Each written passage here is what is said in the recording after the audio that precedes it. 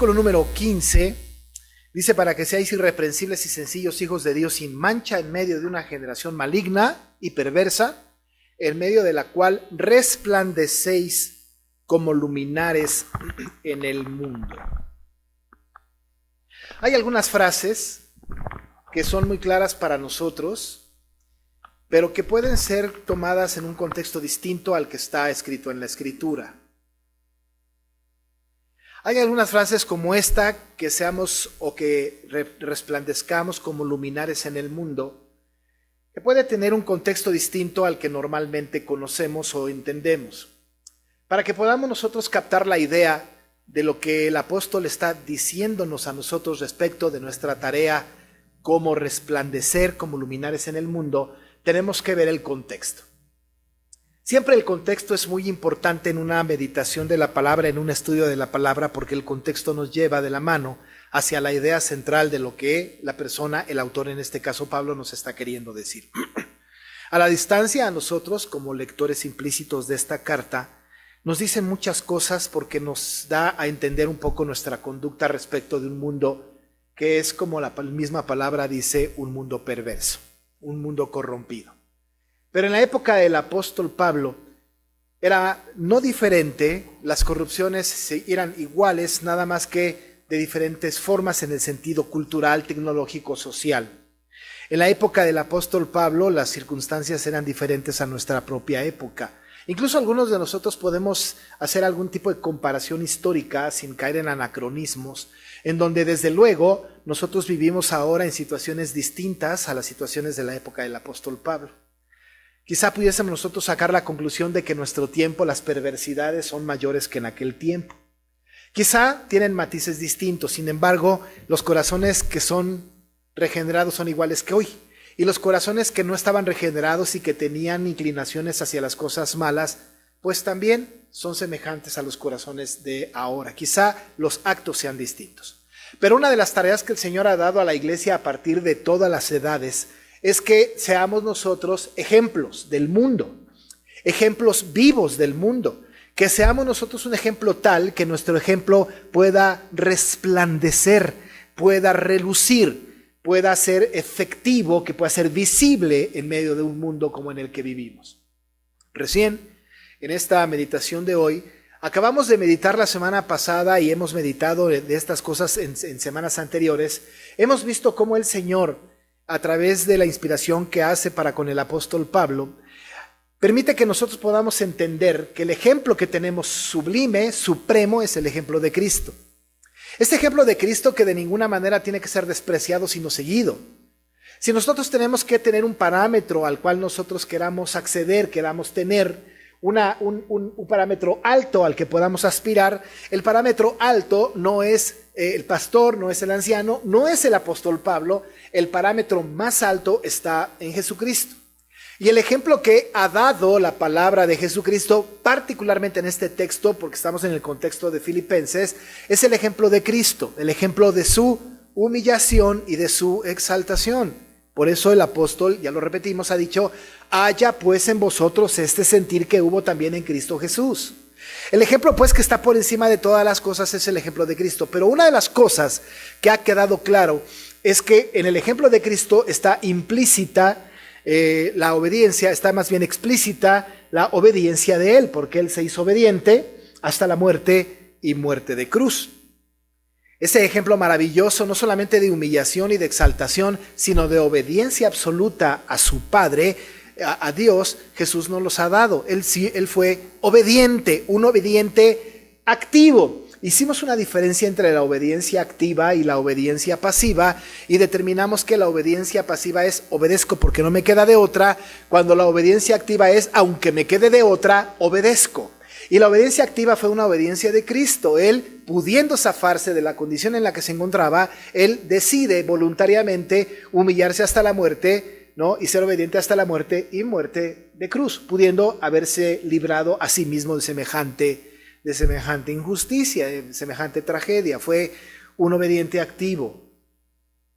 Estábamos en ese contexto cuando el apóstol entonces introduce un tema que no se sale de la línea de pensamiento del apóstol, cuando nos dice que ahora nosotros por esa causa de la obediencia de Cristo, tenemos que ocuparnos de nuestra salvación con temor y temblor. Revisábamos que el apóstol Pablo estaba diciendo que tenemos que ocuparnos de nuestra salvación, no preocuparnos por nuestra salvación, sino ocuparnos de nuestra salvación. No buscar la salvación, sino la salvación que ya tenemos que hacer algo para que la salvación sea efectiva en nuestras vidas y que podamos disfrutar de la salvación, y nos da tareas, y le llamamos a esta tarea la doctrina de la santificación. Una vez que el Señor nos ha declarado justos y que somos salvos, regenerados pues, que ha modificado nuestro corazón, ahora hay algo que tenemos que hacer, y tenemos que hacerlo en obediencia, porque ya Cristo fue el ejemplo. Ya el apóstol Pablo nos dijo: así obedeció Cristo. Por eso ahora ustedes ocúpense en su salvación, hagan algo en su salvación, obedezcan en su salvación, y además lo tienen que hacer con temor y temblor, porque el temor y temblor tiene que ver con una actitud delante del Señor de reverencia. Señor, porque te temo, porque tiemblo delante de ti, voy a obedecer lo que tú me estás diciendo. Ocuparnos de nuestra salvación tiene que ver con esta santificación, esta obediencia al precepto bíblico, a lo que el Señor nos ha dado que hagamos, y tenemos que hacerlo. Y el Señor no solamente nos da la santificación y nos dice: ahora ya son santos y ocúpense en esto, sino que además misericordiosamente, porque Él así es, por su gracia, produce en nosotros tanto el querer como el hacer. Maravillosa cosa. Así que nos da todo. No hay manera que nosotros no podamos ocuparnos de la salvación, porque Él ya nos ha dado el querer como el hacer. Y además dice la Biblia que Él produce. Revisábamos la semana pasada que la palabra produce viene del griego energeo, y de ahí nuestra palabra en español de energía, de tal manera que conectados con Cristo, Él nos da la energía suficiente en el querer y en el hacer para ocuparnos de nuestra salvación y temblor. Así que esto nos quedamos la semana pasada de ocuparnos. La santificación es algo nuestro, es una tarea nuestra. Estamos conectados con el Señor porque Él produce en nosotros tanto el querer como el hacer. Una persona no regenerada no está conectada con Él, de tal manera que sus obras no son válidas para la salvación, ni para sostenerla, porque no la tiene, ni para obtenerla, porque no es por obras para que nadie se gloríe. Pero en ese sentido, ocuparnos de nuestra salvación con temor y temblor, porque es Dios el quien nos produce este querer como el hacer, puede llevarnos a una condición como la de los filipenses. Posiblemente de manera implícita deducimos del texto, todos los comentaristas deducen lo mismo. Podemos hacer esta obediencia o bien por las buenas o bien por las malas. De tal manera que obedecer tiene que ser una condición del creyente que tiene que hacerse con una buena actitud. Con una actitud tal que estemos gozosos de obedecer al Señor. Esa obediencia activa es la que se requiere de los creyentes. Esa obediencia es aquella obediencia que no es a regañadientes, sino es una obediencia que nosotros queremos hacer. Hace como un año más o menos, predicando de un texto de la palabra, yo decía que en algunas ocasiones podemos obedecer al Señor y a veces lo hacemos a la fuerza. Y decía yo que nosotros tenemos por costumbre obedecer, pero lo hacemos a veces a la fuerza o a veces lo hacemos con gozo. Como decía mi esposa, tú decides cómo obedecer. O obedeces a la fuerza o obedeces con gozo, pero de que obedeces, obedeces. De tal manera que nosotros tenemos que atender el asunto de ocuparnos de nuestra salvación con temor y temblor, porque Dios produce en nosotros el querer como el hacer, y lo tenemos que hacer en una obediencia activa porque lo queremos hacer y además lo vamos a disfrutar. Pero el apóstol, conociendo el entorno, y a nosotros lectores implícitos que estamos a la distancia escuchando la palabra del Señor, que no conocimos a Cristo personalmente, que no fuimos instruidos por el apóstol Pablo, nos cuesta más trabajo. De tal manera que a nosotros ahora nos viene bien la expresión del apóstol Pablo diciéndonos y pidiéndonos: háganlo sin murmuraciones ni contiendas.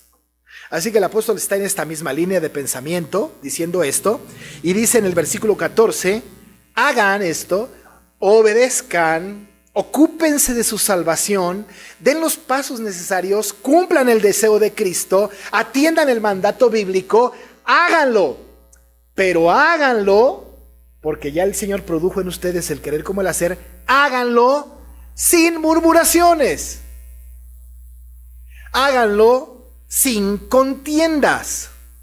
Háganlo de la manera que agrada a Cristo. Eso todo puede implicarse en el texto.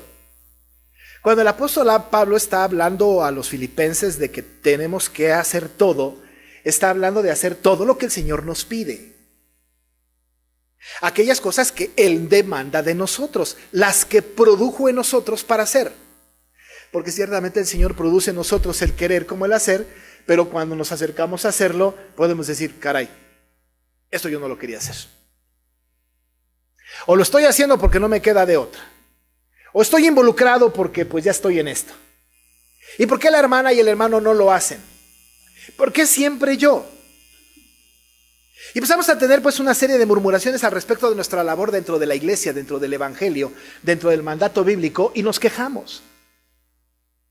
Y empezamos a pensar una serie de circunstancias en donde nos parece injusto que nos traten de la manera que nos tratan. ¿Por qué me tratan así? ¿Por qué siempre lo tengo que hacer yo? No me suena lógico. No me parece que sea lo correcto. Y entonces la murmuración se constituye en un pecado de aquellos que, teniendo que hacer la voluntad de Dios, empezamos a buscar cualquier cantidad de pretextos para no hacerlo, o lo vamos a hacer a la fuerza, pero murmuramos. Una tarea hecha con murmuración es una tarea no hecha delante del Señor. Porque nosotros tenemos que ocuparnos de nuestra salvación, que tiene que ver no solamente con nuestra tarea espiritual interna, sino con nuestra labor externa. Tenemos que hacerla sin murmuraciones, sin queja, sin que estemos constantemente diciendo y mencionando qué injusta es la vida conmigo. El Señor conoce a su pueblo y escucha la murmuración de su pueblo. Sabe que el pueblo puede obedecer, pero sabe que el corazón del pueblo puede haber una murmuración, una queja.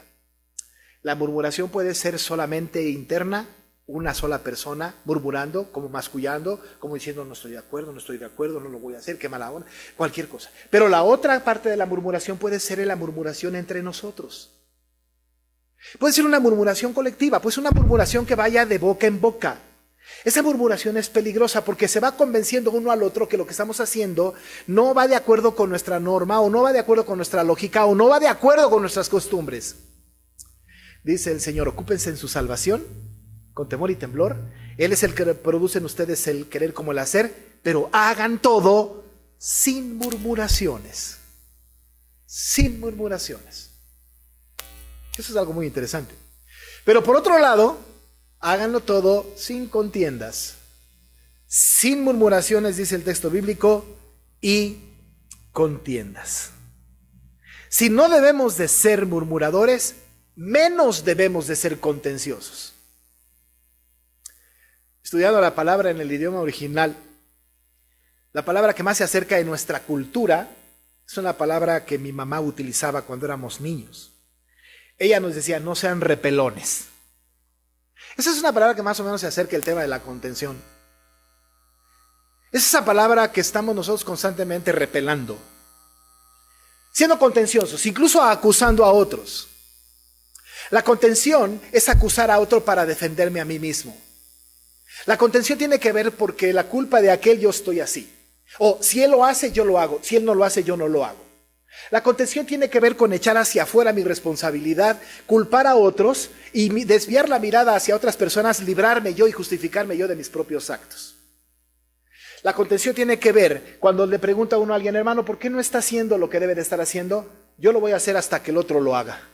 ¿Por qué yo? ¿Por qué nada más yo? Y se suma la murmuración con la contención. ¿Que no lo podemos hacer todo solamente por el gozo de servir a Cristo, aunque los demás no lo hagan? ¿Que no podemos nosotros servir al Señor sin murmuración ni contienda solamente porque el Señor nos lo pide, aunque todos a mi alrededor no estén haciendo nada? Dice el Señor, ocúpense en su salvación, ocúpense con temor y temblor, pero hagan todo sin murmuraciones, dice el texto, sin murmuraciones ni contiendas. Murmuraciones y contiendas. Porque hacer esto tiene un resultado. Si nosotros queremos obedecer al Señor y ocuparnos de nuestra salvación, lo que queremos es ser irreprensibles y sencillos. Pero lo tenemos que hacer todo sin murmuraciones y contiendas, para que entonces podamos ser irreprensibles y sencillos. De tal manera que no haya nada que reprocharnos, que no haya nada que reclamarnos, eso es irreprensible. Que nadie tenga a nosotros que decirnos un reclamo, porque somos irreprensibles, porque lo hacemos sin murmuraciones y contiendas. No hay nada que me puedan achacar, diríamos ahora, no hay nada que puedan reclamarme, no hay nada en lo que yo tenga que ser reprendido, entre otros santos, desde luego. Así que si queremos ser irreprensibles, sin nada que nos puedan acusar, sin nada que nos puedan reprender, tenemos que hacer todo sin murmuraciones y contiendas. Pero por otro lado, para que podamos ser irreprensibles, tenemos que hacer esto y además sencillos. Sencillos no tiene que ver con la soberbia. Sencillo está desde el punto de vista de estar mezclados, que no estemos, mezclados con el mal. Sin mezcla del mal. Así, sencillo. Que no tenga ningún otro ingrediente más que aquel que el Señor puso a nuestro corazón, ocuparnos de nuestra salvación. Ocuparnos de nuestra salvación para que seamos irreprensibles, que no haya nada que reprimir, que reprender, y por otro lado sencillos, que no tengamos mezcla de el mal. Dice un autor que estoy estudiando de este texto que los creyentes hacemos las cosas con murmuraciones y contiendas porque ciertamente no somos sencillos, porque si nos mezclamos nuestros actos, mezclamos nuestras decisiones con el mal. Y lo peor, dice el comentarista, es que este mal está alimentado dentro de las propias iglesias. No te dejes. Que no te vean la cara. Y si grita, grita más tú. Déjalo, no vale la pena. No lo hagas, no trabajes. Solamente son los del mismo equipo de siempre. No te mezcles, no trabajes, no hagas aquello, no hagas mal. Entre nosotros mismos somos capaces de librar una batalla contenciosa y de murmuración. Sencillos tiene que ver con no mezclar. Ser sencillos exactamente como Cristo quiere que seamos, sin murmuraciones, sin contiendas, sin escuchar todo aquello que está a nuestro alrededor y que interviene en nuestra propia santificación. Dice el apóstol entonces que el ejemplo de Cristo es maravilloso y que tenemos que obedecer y lo tenemos que hacer sin murmuraciones y contiendas para que seamos irreprensibles. El día que no haya murmuración y contiendas, entonces seremos irreprensibles y seremos sencillos. Pero por otro lado, el apóstol ahora mete una frase que en el idioma original es bastante más clara y que tiene que ver con la regeneración y con la santificación en una sola frase. Donde dice hijos de Dios sin mancha, está mezclada el nuevo nacimiento y la santificación. En esa frase nada más. Una sola frase, dos grandes doctrinas maravillosas. Porque el texto dice que nosotros vamos a hacer todo sin murmuraciones y contiendas para ser irreprensibles y sencillos, hijos de Dios y sin mancha. Hijos de Dios sin mancha. Nosotros somos capaces de estar sin murmuraciones y contiendas, somos capaces de que no haya nada que reprendernos y somos capaces de no mezclarnos con el mal porque somos nacidos de nuevo, hijos de Dios. El apóstol Juan, cuando escribe el Evangelio, menciona en el capítulo 1, versos 12 y 13 de su Evangelio, y dice: mas a todos los que le recibieron, a los que creen en su nombre, les dio potestad de ser hechos hijos de Dios. Nos dio potestad de ser hechos de Dios, los cuales no son engendrados de sangre, ni de voluntad de carne, ni de voluntad de varón, sino de Dios. A nosotros, los que les recibimos, los que creemos en su nombre, nos dio la potestad de ser hechos hijos de Dios. Hijos de Dios son aquellos que el Señor ha regenerado, ha hecho nacer de nuevo, ha justificado, pues ha llamado eficazmente para su reino. Aquí tenemos nosotros que somos hijos de Dios, hemos sido llamados por Él, hemos sido regenerados por Él. La Biblia, y menos el apóstol Pablo, va a decir hijo de Dios de cualquiera. Hijo de Dios es exclusivamente aquel que ha sido regenerado por el Espíritu Santo. Y solo nosotros podemos ocuparnos de nuestra salvación con temor y temblor. Y solo los hijos de Dios pueden luchar, pueden trabajar sin murmuraciones y contiendas. Solo los hijos de Dios pueden ser irreprensibles y sencillos. Hijos de Dios, regenerados. Pero por otro lado, los hijos de Dios regenerados tienen que estar sin mancha. Y para estar sin mancha, hermano, hay que ocuparnos de nuestra salvación con temor y temblor. ¿De qué otra manera puede ser? Si no me ocupo de mi salvación con temor y temblor, pues andaré en el mundo como cualquiera. Atenderé las conductas del mundo. Copiaré las conductas del mundo. Me dejaré influir, como lo dijimos la semana pasada, o por mi carne, o por el mundo, o por Satanás. Por supuesto que estaré con mancha. Pero ocuparme de mi salvación solamente lo puedo hacer yo como regenerado y sin mancha. En santificación. En santificación. En santificación. Pero esta lucha, amados hermanos, de permanecer irreprensibles y sin mancha, no solamente se debe dar dentro de la iglesia, sino sobre todo, se tiene que dar en medio de una generación maligna y perversa. Imagínense, si no, a veces no podemos nosotros dentro de la propia iglesia estar irreprensibles y sin mancha. Si dentro de la propia iglesia no nos ocupamos de nuestra salvación con temor y temblor, cuanto menos lo vamos a hacer con el mundo. Hay personas, hay creyentes que incluso son más irreprensibles y sin mancha afuera que adentro. Pero ¿cómo puede ser eso posible? El apóstol está diciendo que nosotros somos regenerados, hijos de Dios, y que tenemos que estar en este proceso de santificación sin mancha, pero dice, esta tarea la tienen en medio de una generación maligna y perversa. Maligna y perversa. Qué difícil. Qué difícil es ser irreprensible y sin mancha y sencillos en una generación maligna y perversa. Déjeme decirle, amado hermano, que vivimos en medio de una generación hoy maligna y perversa. Hoy el mundo al que nos enfrentamos es hostil al Evangelio. Hoy el mundo no nos quiere. Hoy el mundo no solamente no nos quiere, sino nos rechaza.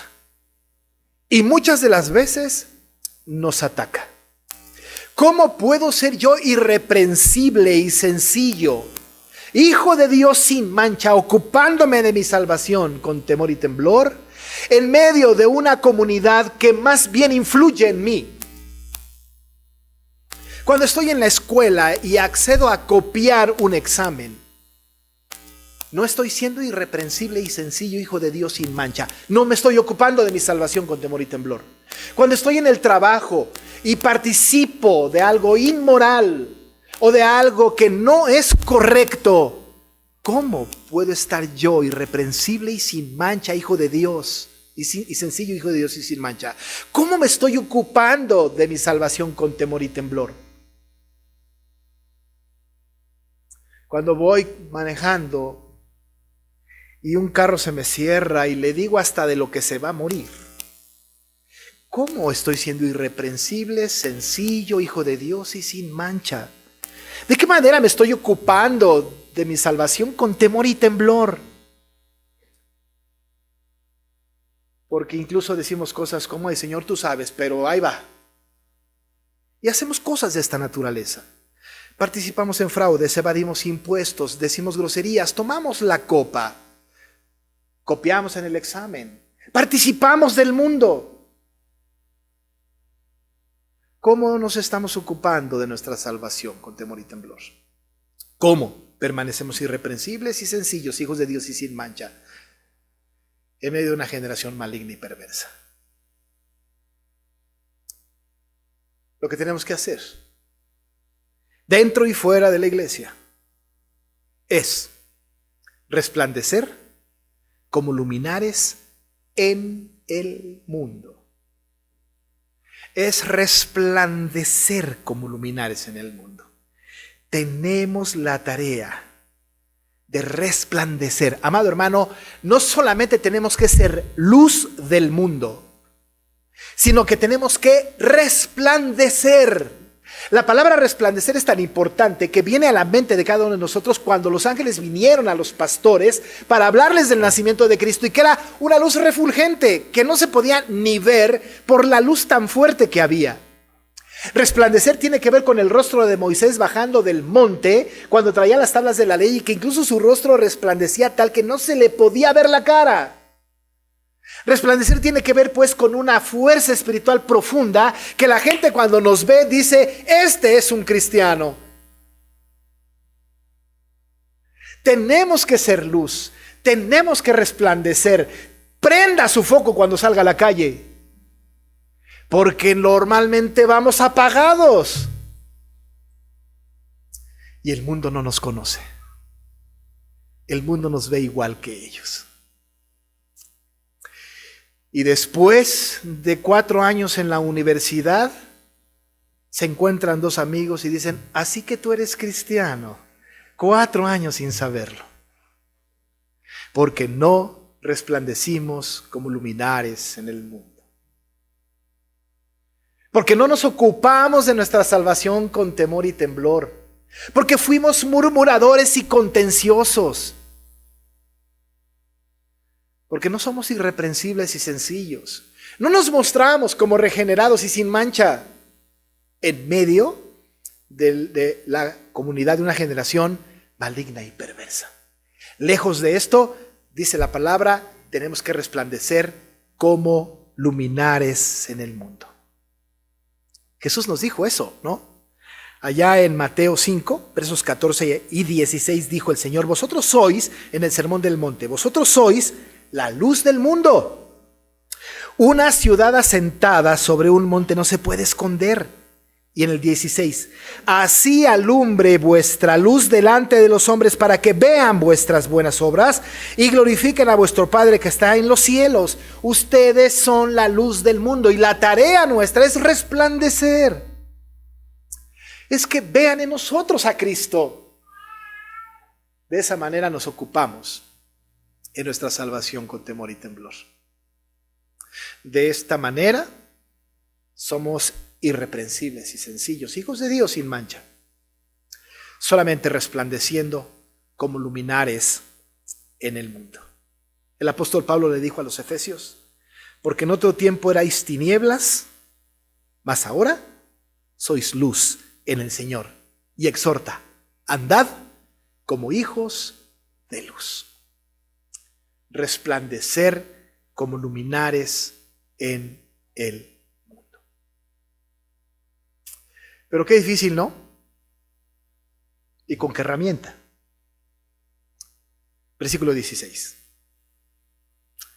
Asidos de la palabra de vida, para que en el día de Cristo yo pueda gloriarme de que no he corrido en vano ni en vano he trabajado. Y el apóstol dice: háganlo asidos, tomados de la palabra de vida.